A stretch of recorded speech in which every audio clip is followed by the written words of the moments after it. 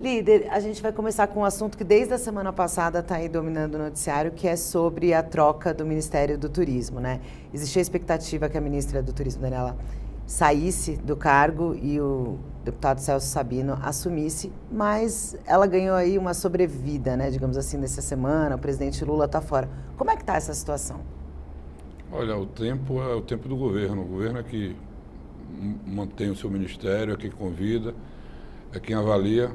É claro que tem ministros que são da cota pessoal do presidente da República, sobretudo naquelas áreas mais sensíveis, e há ministérios que, embora se exija também a qualificação técnica, eles são montados de sorte a ter uma interlocução política com o Congresso, mediante o prestígio que se confere a alguns partidos.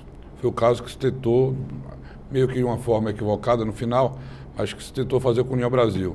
No caso específico que você me pergunta do Ministério do Turismo, eu devo dizer que tem uma melhor relação possível com a ministra Daniela, uma amiga querida, eu gosto dela, do esposo dela.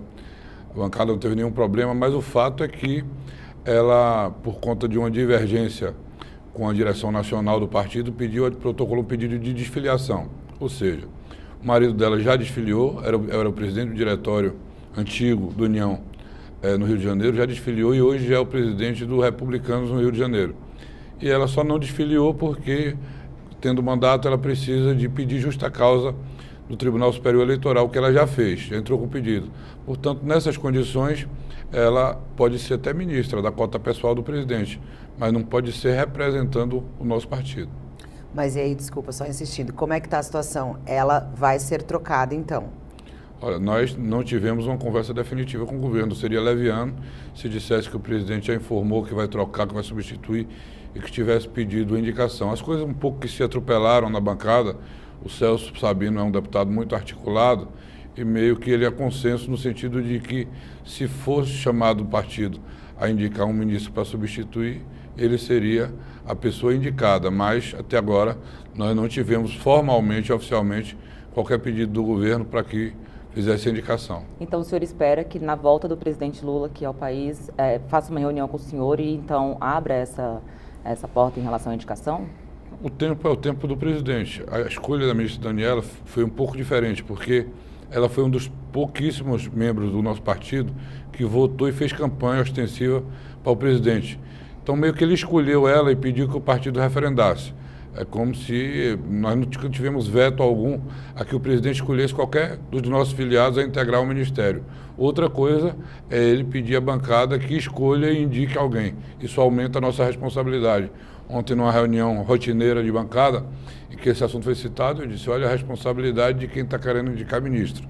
Uma coisa é ter um filiado do União, ministro escolhido pelo presidente. Outra coisa é ter um ministro indicado pela bancada. É claro que, se houver esse gesto, é uma coisa que aumenta a responsabilidade para com a base do governo. O senhor diz em relação aos votos, né? Exatamente. E já tem alguma Tem margem, aqueles, assim?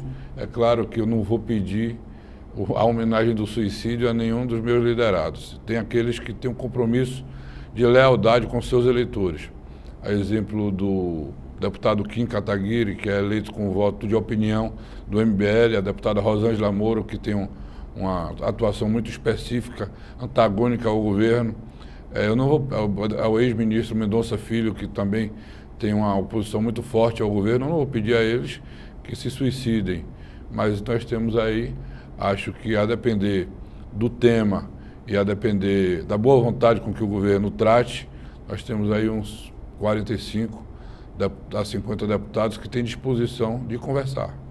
Do total da bancada, que são 59, o senhor garantiria para o governo, caso Ontem eu falava, muito se fala, divisão do União Brasil, essa é a realidade, não é do partido, essa é a realidade do tipo de política que a gente tem num país continental. Se você olhar outros partidos, como o MDB, tem uns 10, 12 deputados que também votam contra o governo. Se você olhar também o PSD, e o que é isso? Isso é a localização geográfica onde eles foram eleitos.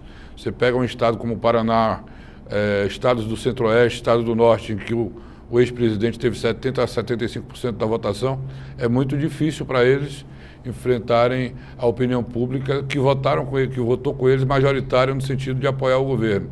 Isso é uma realidade de todos os partidos. Eu falava ontem com o deputado líder do PT, Zé Caliceu, e quando ele respondia a um questionamento de um jornalista, o governo tem 100% dos votos do PCdoB, são 8, resolve a vida deles? Ele tem 100% dos votos do PSB, são 14, resolve a vida deles? E ele vai ter 70% da nossa bancada, 75%, aí são 40%. Então, isso o governo sabe. Mas, líder, antes desse aceno, né, essa possível troca da ministra, muito se falava que o teto de votos do União Brasil era ali no máximo de 30, né, favoráveis ao governo. O que mudou, então, em relação a esses 10 que o senhor coloca de margem? Seria essa indicação ou seria, então, a articulação com o Planalto? Gabi, eu não sei baseado em que estão dizendo isso, porque eu acho que naquilo que é importante para o governo, vamos lá, PEC da transição, eu fui o relator, o senador Davi Alcolumbre foi o relator no Senado, e nós demos 90% do voto da bancada. No arcabouço fiscal, que durante esse início de legislatura, para mim, foi o projeto mais importante, nós demos 50 votos dos 59. Então, não sei baseado em que eles estão dizendo que divisão.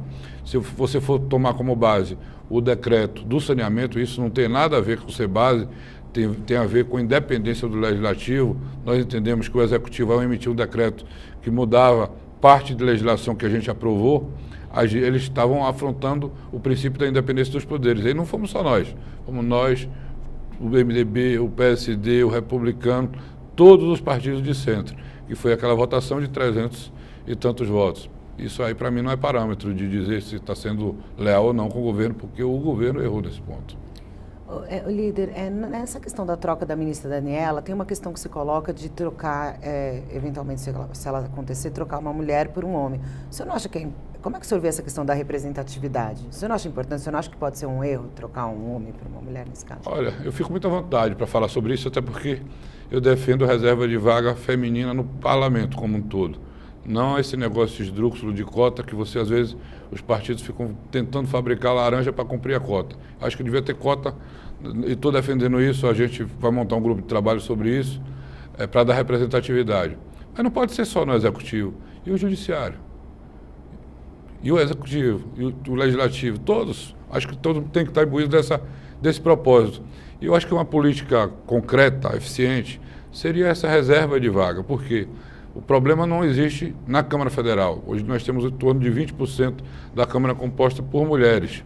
Se você pegar Câmara de Vereadores, tem milhares de municípios que não tem uma mulher sequer. Se você pegar algumas Assembleias Legislativas, não tem uma mulher sequer. Então, uma política mais eficiente, mais consistente, é a gente fazer irradiar isso para todos os espectros dos entes subnacionais. O Supremo está aí, a questão. Daqui a pouco não vai ter nenhuma mulher no Supremo. É algo ruim? Mas... O senhor acha que na próxima vaga o Lula deveria indicar uma mulher, então? Sempre tendo alguém com a qualificação adequada e o requisito da confiança, a gente tem que olhar o histórico de tudo. O que o presidente passou. Numa situação normal, haveria qualquer tipo de questionamento ao Zanin por ter sido advogado do presidente, por conta do princípio da impessoalidade. Ele tem conhecimento jurídico, ele tem reputação ilibada, ele tem notório saber jurídico, então todas as qualificações. Apenas uma coisa pode ser questionada, é a questão da impessoalidade. Mas por todo o histórico recente das dificuldades que o presidente passou, é natural que ele faça isso. E eu acho que esse histórico recente vai fazer com que, no íntimo dele, ele tome a decisão para indicar o próximo ministro, independente de sexo.